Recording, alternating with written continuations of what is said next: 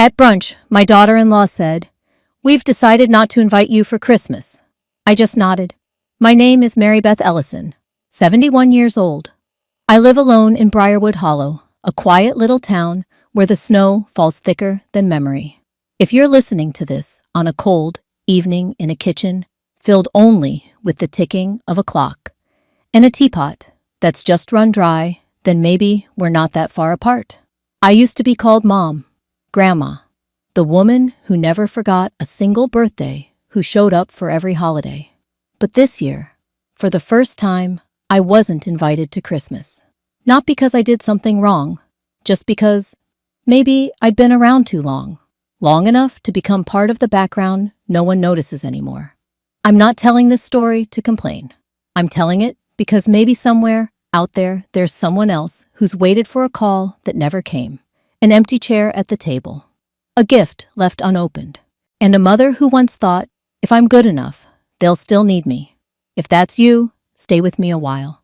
I'll tell you about the winters I've made it through, and how I learned one of the simplest, hardest lessons of all: to save a seat for myself.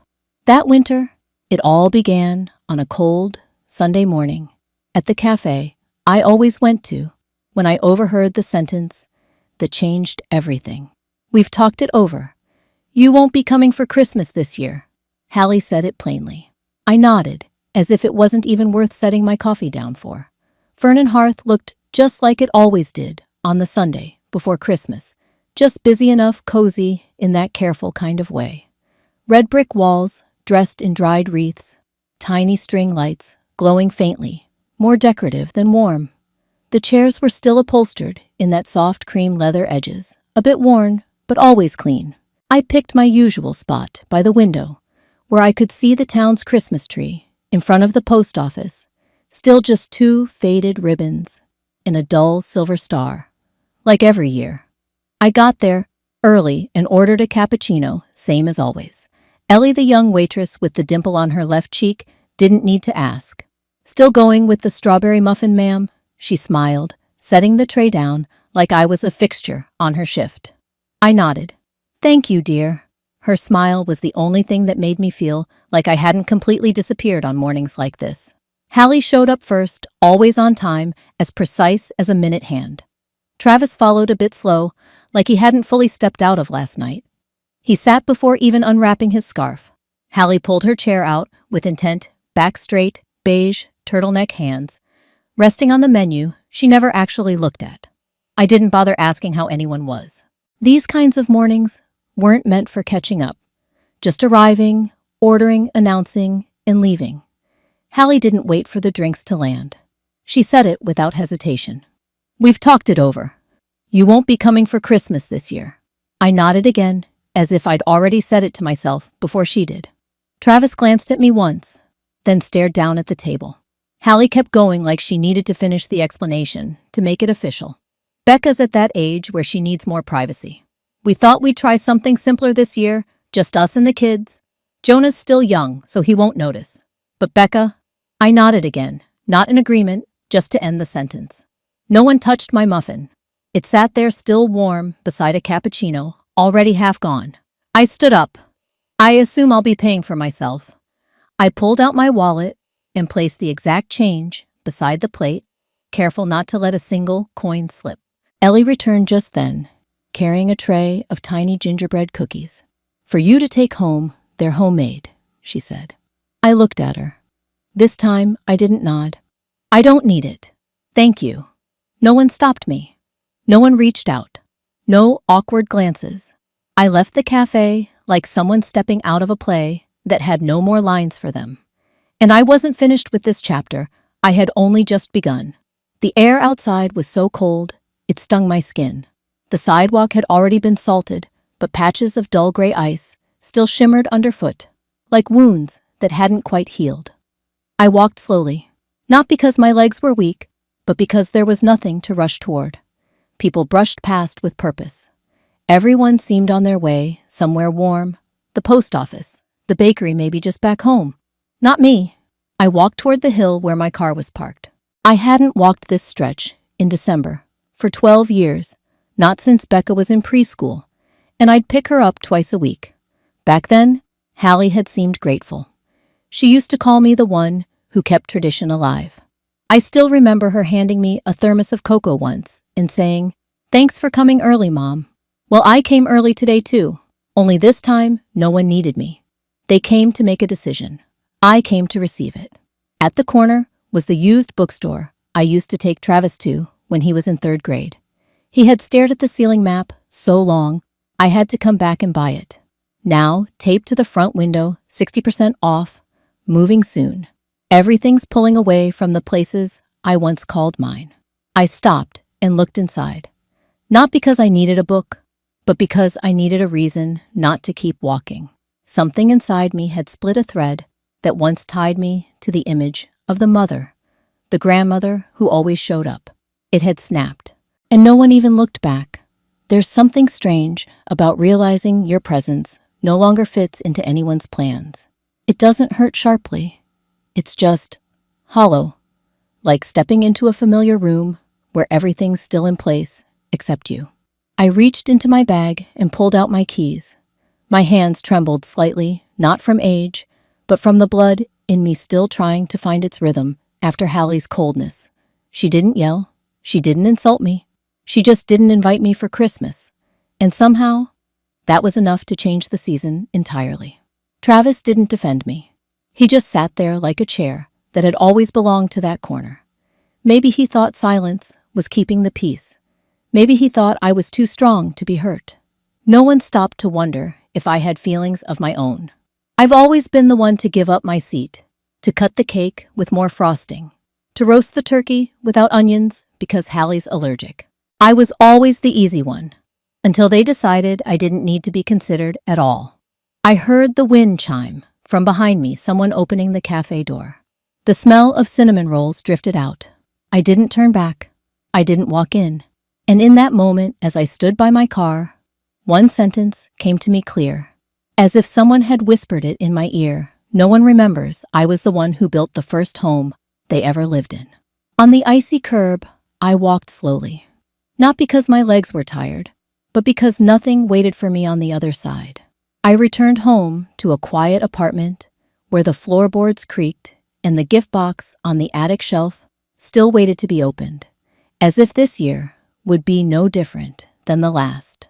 That box, through all those winters, had become part of a ritual I'd never thought to question.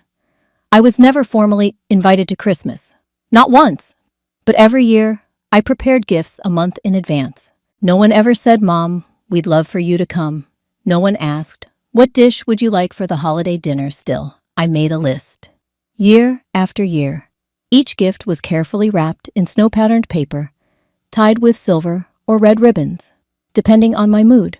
Becca liked soft packages, so I picked scarves. Jonah loved Legos. I searched high and low for the police set he wanted. Hallie always got something for the kitchen, maybe a juicer, maybe a set of mugs with laser-etched names. As for Travis, he rarely opened his gift in front of me. But every year, I left him a dark wool scarf with a Home Depot gift card tucked in a separate envelope. No one ever said thank you, but I didn't wait for it. Back then I thought, if I remembered someone, that was enough. I never thought about being invited. I just believed I was supposed to be there. Every year, at the start of December, I'd reach for the attic ladder, step by step, to pull down the Christmas box, even if I knew I might not use anything inside. Maybe I'd grown used to preparing, as if not doing so would make it even easier for them to forget I existed. I opened the box. Faded newspaper wrapped each ornament. Some had lost their shimmer. Some had tiny cracks, like time had brushed them gently on its way through. I wiped them down with a dry cloth. The scent of dried pine, from the sprigs buried at the bottom, drifted up, bringing back older winters. When I lived with Travis's father, we used to get a real tree taller than 6 feet. Every morning, sap would puddle on the floor beneath it. Back then, Hallie called me the keeper of the season. The year Travis lost his construction job, I didn't ask questions. I just called the bank and transferred $5,000 into his account. No name, no message, and it was never mentioned again. But I knew it helped That same month, Becca had new shoes, and Travis didn't have to deliver at night anymore. When Hallie had Jonah, she came home for 3 days before calling me. "Could you maybe cook something for us?" I made oatmeal with mashed apples and dropped it off every evening, left it in the fridge, never stepped inside. They said they needed space. I nodded. I've lived with those nods for so long, I can't remember the last time someone asked me if I wanted anything. I think I was programmed to stay just on the edge as long as I didn't take up too much room. That afternoon, I walked to Page and Pine, the bookstore, hoping to find something to gift Becca. She once wrote me a little card when she was 6. "Grandma, don't forget the peppermint candy." I love it. I kept that card in my wallet for nearly 2 years. Now, I'm not sure she even remembers what peppermint smells like. The shop was quiet. That mix of pine wood and fresh paper in the air. There was a tiny bell hanging on the window, the kind of sound that makes you feel like nothing in the world needs to hurry.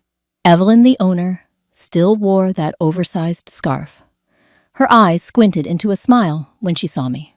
"Looking for a gift for your grandkids again?" "Miss Mary Beth?" I nodded, then stopped. "No, not today." I hadn't picked anything yet. I stood quietly for a while, scanning the children's section. Hardcover books lined up reindeer, Santa gingerbread men, all in neat rows. There was one I used to read to Travis nearly 40 years ago, The Night Before Christmas.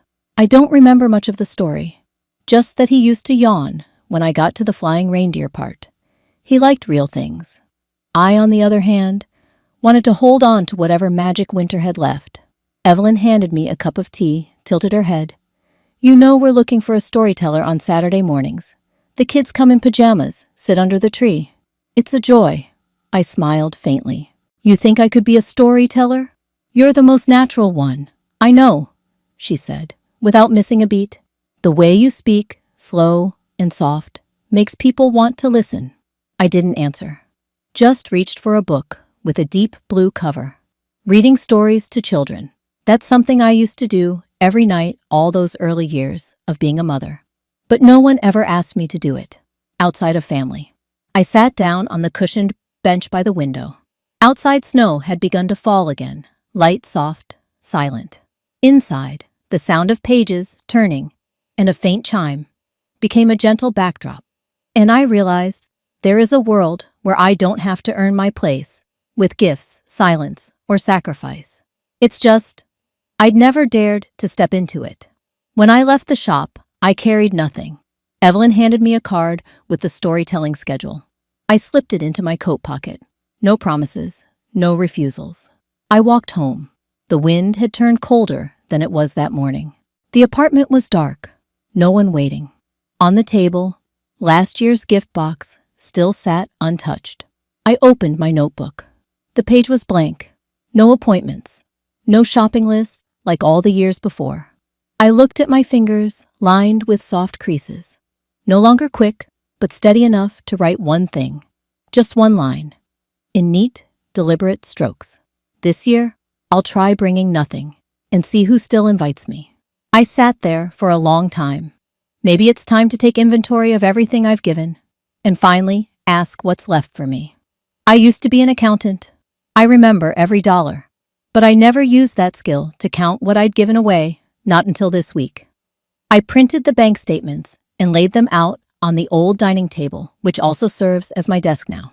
The maple wood is scratched in places from the time I dropped a plate last year. A red pen sat next to my tablet, a cup of coffee cold since morning. I wasn't doing this to blame anyone. I just needed to know how much of my life I'd poured into others, without ever being named. First line $200 a month for internet for 4 straight years. Since Hallie said, "We'll cover it," Mom, just keep the account in your name so it doesn't get shut off. I don't remember if I nodded or just stayed quiet. Either way, the total came to $9,600. Next home repairs the year Travis's basement flooded. I held the insurance, fronted the cost. $14,500.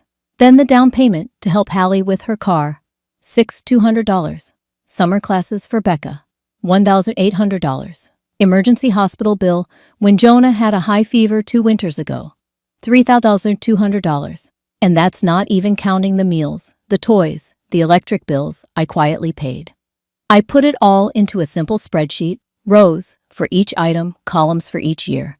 The final number, $276,800. I stared at that number for a long time, not because of how much it was, but because I'd never realized how much I could give and still survive. Not comfortably, just survive without feeling like I had anything left. My phone sat silent on the table. I pressed the button and left a voicemail for the law office I'd used for years. I need to stop all recurring transfers, and I'd like to schedule a review of my authorizations. My hand didn't shake. It was just quiet. That afternoon, I stopped by Maple Bean, a small diner that still makes toast crisp on both sides, like they did when I worked with the retired accountants' circle.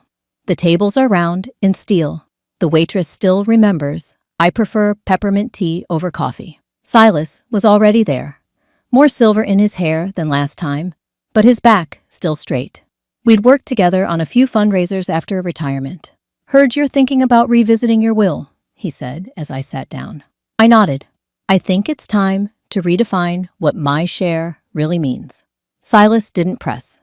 He just pulled out his notebook and handed me a page. "I usually write this down for retirees, but I think it fits you better.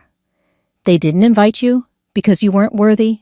They didn't invite you because they assumed you'd always walk in anyway." I let out a short laugh. Maybe I did walk in too often. We sat a while longer, not saying much. Sometimes retired people know how to care without intruding. Silas ordered a second iced lemon tea. I didn't get anything else. "I used to think that if I didn't help, they'd struggle," I said, as the soft diner lights began to dim with the late afternoon. Silas didn't answer. He just nodded slowly. I left before it got completely dark. The snow hadn't started again. I walked a short stretch down Main Street. Christmas lights had already been wrapped around the lampposts. At the bank nearby, an older woman sat at the counter counting coins from a small fabric pouch. Her gloves were fraying. The plastic cup beside her had a chipped rim. She didn't look at anyone, just focused on her task. I stood and watched for a moment, not out of pity, but because I understood her. Maybe she too had once been the one who always prepared, always sacrificed, always said yes. And then one day, no one needed that anymore. No one pushed her away. They just didn't save her a seat. Back home, I opened my file cabinet. 3 savings folders. I added a 4th for myself, in any situation. I moved $12,000 into it. No one knew. No one needed to. Just me. And for the first time, I didn't wait for anyone's permission. Night fell slowly. The wind hummed lightly against the windows, but the old desk lamp kept the room warm. I switched it on, a soft yellow glow brushed across the wrinkles on my hands, and the bill with my name printed at the top. For the first time in years, I crossed my own name off the family ledger. I closed the folder and looked out at the fog-covered window. And for the first time in years, I didn't want to stay in a place where people only kept me because I was familiar. I didn't leave a goodbye note. No parting words. I just took back the keys to the cabin, the one that used to be mine, and drove off as the snow began to blanket the edge of the road. The cabin sits by Larch Pine Lake, where the pine forest runs thicker than memory. It's about a 20-minute drive from town, but I drove slowly, as if my car, too, didn't want to disturb the quiet waiting ahead. When I pushed the door open, the scent of old wood and last year's fire rose up around me. Nothing had changed, because no one had come since last winter. I wondered if Hallie remembered this place was where we celebrated Becca's first Thanksgiving. Probably not. She prefers homes with strong Wi-Fi now, and larger driveways. I lit the fireplace slowly, with old newspaper and the dry wood stacked in the crate. The fire caught with a quiet crackle, like a breath. The wooden floor creaked under my heels in a way that felt like greeting. I set my backpack on the worn-out sofa, then walked into the bedroom and pulled back the curtains. The light came in dim and soft. No one knew I was here, Not out of anger, but because, for the first time, I wanted to choose a place for myself without explanation, without asking permission. That afternoon, I walked the dirt trail toward the end-of-season farmers market.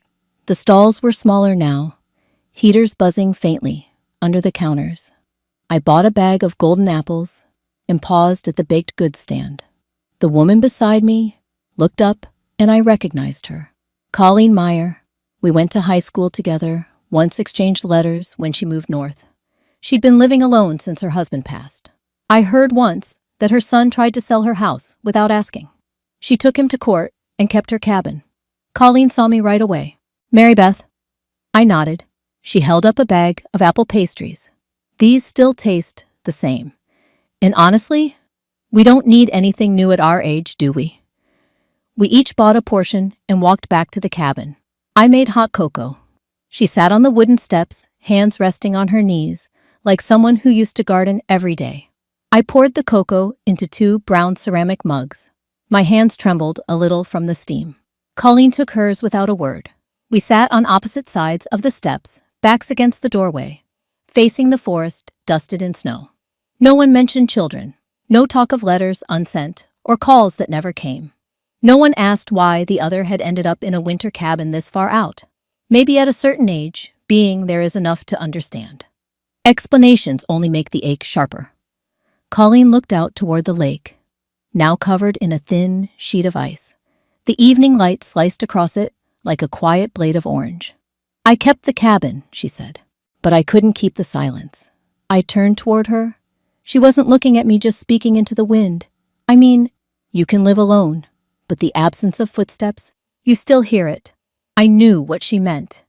There are nights when the heater kicks in, a harmless sound, but it echoes like someone whispering my name in a dream. Not because it's cold, but because it's no one's voice at all. We didn't speak for a while. The forest rustled gently, like distant waves from a far-off sea. I told Colleen about the cabin, that my husband built it himself, every stone in the foundation his choice. We camped here the first summer after our wedding. Travis learned to climb trees in the little woods behind this place. Once he fell and broke his arm. I screamed in the ER while they wrapped it. I thought I'd never forgive the cabin for letting him get hurt. But I came back. Every year. Every winter. Colleen laughed. Kids never take care of the things they didn't pay for. I smiled. Then we keep them. Not to hold it against them, but to hold on to what's left of ourselves.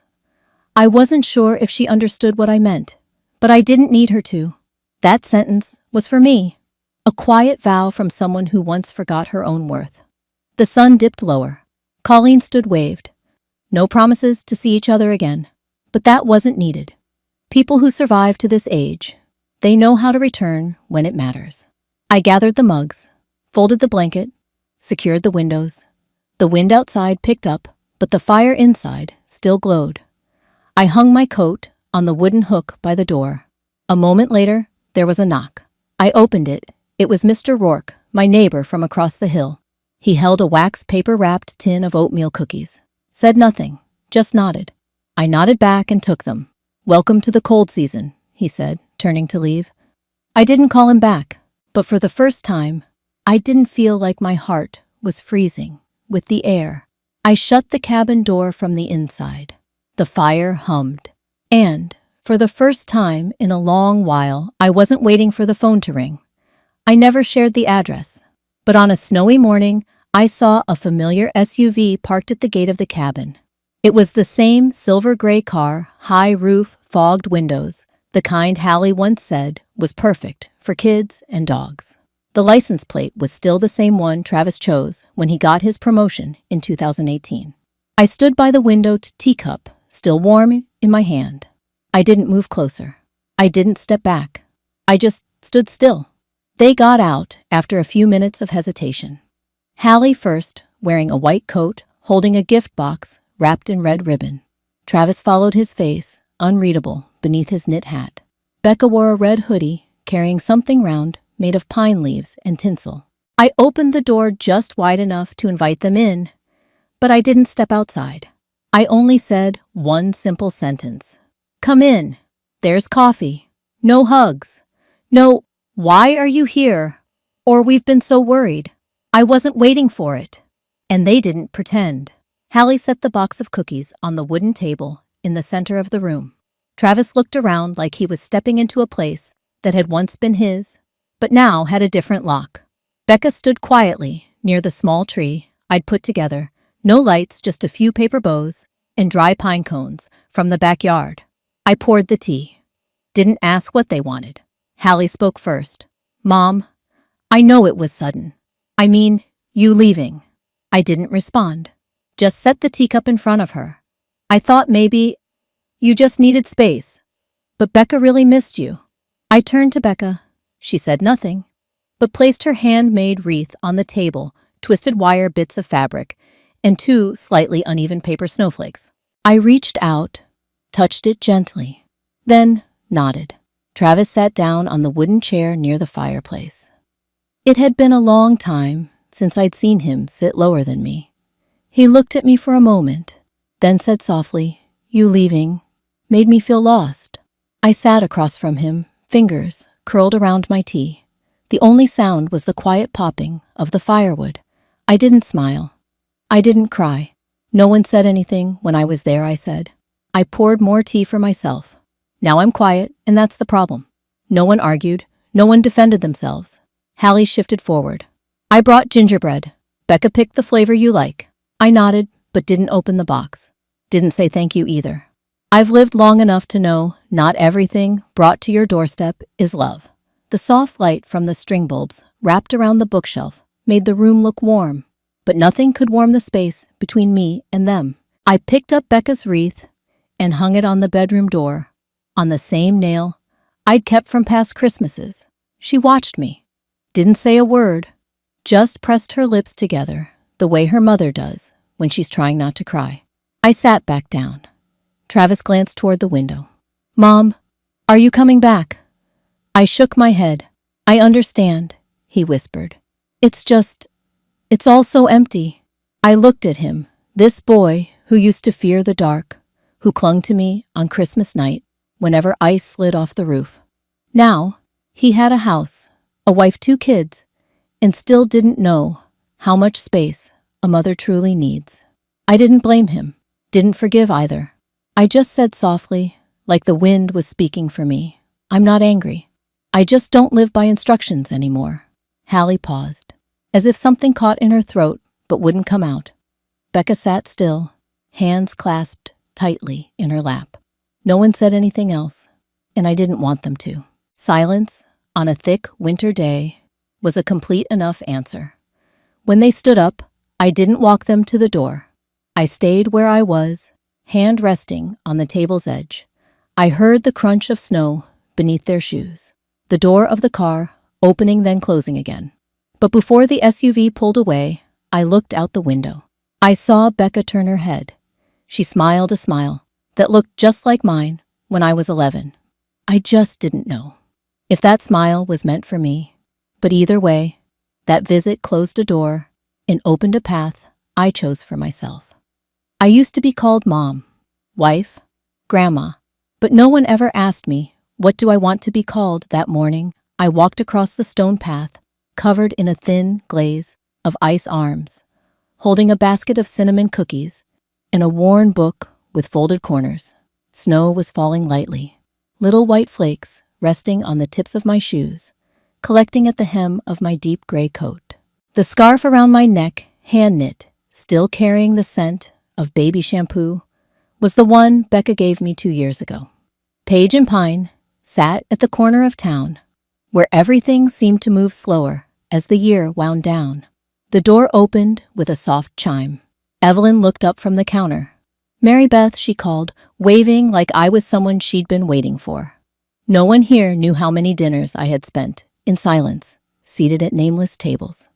Here I was, simply the woman who brought cookies and a few stories. The reading nook was right by the window, where soft, winter light poured in through fogged glass. The children sat in a circle on the rug, wearing bare-eared headbands, tiny hands clutching steaming cups of cocoa. I leaned down carefully, placed the cookie bag on the wooden side table, and opened the book. The story I told that day had no princess, no dragon, just an old woman living alone in a wooden cabin deep in the forest. She used to have a big family, but over time, one by one, they forgot how to knock. The children listened with wide, quiet eyes. They didn't interrupt. They didn't ask why. They didn't need to know the woman's real name. They just needed to know she was still there lighting her fire, telling stories to the squirrels, the wind, and the pine trees. I spoke in an even tone, no theatrics, no exaggeration, just as if I were reading to myself. When the story ended, I passed out the cookies. No one asked, "Who do you live with?" or "How old are your grandkids?" They just asked, "Will you tell another one?" And I nodded as if I still had something worth holding on to. I stayed for a while after the children had gone. Evelyn came over, gently, set a business card on the table. "We're looking for someone to tell stories more regularly," she said. "I know you're not one for titles, but if you'd like, I'll print a small sign. Storyteller in residence. Mary Beth Ellison." I laughed, just a little. Not because of the title, but because for the first time, I saw my name written without any roles attached to it. That afternoon, I wandered the neighborhood. The breeze was cold, just enough to remind me that winter here doesn't coddle, but gentle enough that I didn't feel rushed. I paused outside the old flower shop. Didn't buy anything, just breathed in the scent. Back when I was someone's wife, I was too busy to notice the difference between the smell of tulips and lilies. Now I know. The same way I'm learning to tell the difference between being loved and simply being needed. When I got back to the cabin, I set the empty basket on the wooden table, took off my coat and relit the fire. The wreath Becca had made was still on the table, dry now, but not broken. I hung it on the window, not for anyone to see, but for me. So I'd remember I was still holding on to something. That evening, I opened my old notebook, the one that had followed me since I moved here. No expenses listed, no instructions left behind, just a few short lines, like footprints after a snowfall. I wrote one more. Today, a little girl said I'd tell stories like magic. Then I paused. Not because the words were beautiful, but because I once believed I had nothing left in me that could be called magic. Now I know some magic doesn't come from anywhere grand. It appears the moment you stop trying to be someone else. The next morning, I walked back to the bookstore, not because anyone asked me to, but because I liked the smell of fresh paper and the way people greet each other with real eyes. I signed the New Year card Evelyn had pinned by the shop door. I didn't add anything else. No grandma, no mom, no Mrs., just from Mary Beth. Nothing more. I used to be called many things. Wife, mom, grandma, the babysitter, the one who made dinner, the one who remembered every birthday, even when no one remembered mine. I never complained. I just thought maybe I was born to keep the fire going, to be the background that helped others get through the cold seasons without feeling the chill.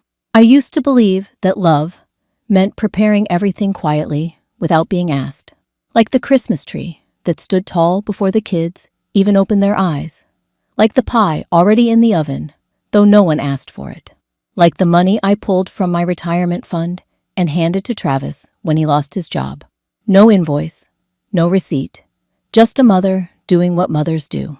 I got used to not being invited, but still showing up, bringing everything with me, the food, the gifts, my quiet presence. I thought that was normal, as if my worth was measured by what I could bring, not by whether anyone still wanted me there. And then, one day I stopped being called. Not because I died, but because I was no longer useful. I remember the last time I nodded at brunch. No protest, no frown, just a nod, as if someone had cut the string that tied me to the word family, and I just sat there still. That day, I realized some things disappear without making a sound. Like when you rise from the table and no one looks up to watch you leave. As an accountant, I always knew how to calculate, but I never used that skill to add up what I'd given to my family. Over $270,000 without a single thank you. Not out of bitterness, just the plain, quiet truth I had to face. Someone once told me kindness may not always be appreciated, but dignity should never be lost. I moved to the old cabin, not out of anger, but to begin again. I swept the porch, stacked the firewood, hung the faded curtains back in place. I sat with Colleen, a woman whose children once betrayed her, a woman who thought she'd become a shadow. But together, we lit the fire, sipped warm cocoa, and understood this simple thing: we didn't need to wait for someone else to strike the match anymore. When Travis and Hallie showed up, I wasn't angry. I just wasn't afraid of being misunderstood anymore. I didn't explain. I didn't ask to be forgiven. I simply sat and poured the tea. And when Becca handed me the little wreath she'd made herself, I held on to it. Not because she was my granddaughter, but because in her eyes, I saw the child I once was, waiting for someone to place a hand on her shoulder and say, "You are enough. You have always been enough." I tell stories to the children at Page and Pine, not because I need recognition, but because I still have something to give, this time not out of duty, but because I choose to.